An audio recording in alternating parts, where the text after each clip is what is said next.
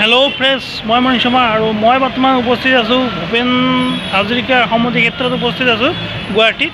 আৰু মই ইয়াৰ চাৰিওফালে যিটো পৰিৱেশ সেইটো আপোনালোকক মই দেখুৱাবলৈ চেষ্টা কৰিম, গতিকে ভিডিঅ'টো সকলোকে চাই থাকিব।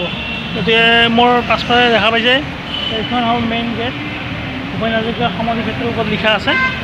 গতিকে বলকচোন ভিতৰত সোমাই যাওঁ আৰু আপোনালোকক মই চাৰিওফালে যিটো পৰিৱেশ সেইটো দেখুৱাবলৈ চেষ্টা কৰোঁ। গতিকে বলক মোৰ লগত। এইখনেই হৈছে ডক্টৰ ভূপেন হাজৰিকাৰ সমাধি ক্ষেত্ৰত যোৱা গেটখন, মেইন গেটখন। মই গেটৰ বাহিৰত আছোঁ, বাহিৰৰ পৰিৱেশটো অকণমান দেখুৱাবলৈ চেষ্টা কৰিছোঁ আপোনালোকক, চাব পাৰে। আৰু দুয়ো কাষে মই দেখুৱাবলৈ চেষ্টা কৰিছোঁ চাওক। এতিয়া মই ভিতৰলৈ সোমাম আৰু ভিতৰৰ পৰা পৰিৱেশটো দেখুৱাবলৈ চেষ্টা কৰিম আপোনালোকক। মই ভিতৰত সোমালোঁ, এতিয়া আপোনালোকক দেখুৱাই থাকিম পৰিৱেশটো চাৰিওফালৰ।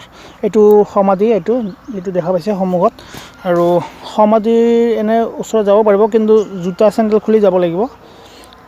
চাব পাৰে এইটো সমাধি। গতিকে চাই থাককচোন ভিডিঅ'টো।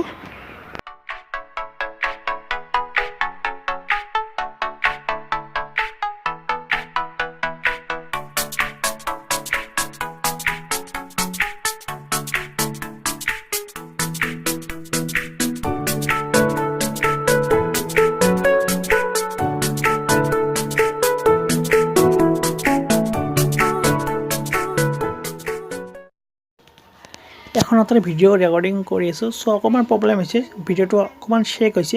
বাৰু যিয়ে নহওক, আৰু যদি ভিডিঅ'টো মোৰ ভাল লাগে তেনেহ'লে লাইক কৰিব, শ্বেয়াৰ কৰিব আৰু মোৰ চেনেলটো ছাবস্ক্ৰাইব কৰিবলৈ নাপাহৰিব। আৰু চাই থাককচোন ভিডিঅ'টো।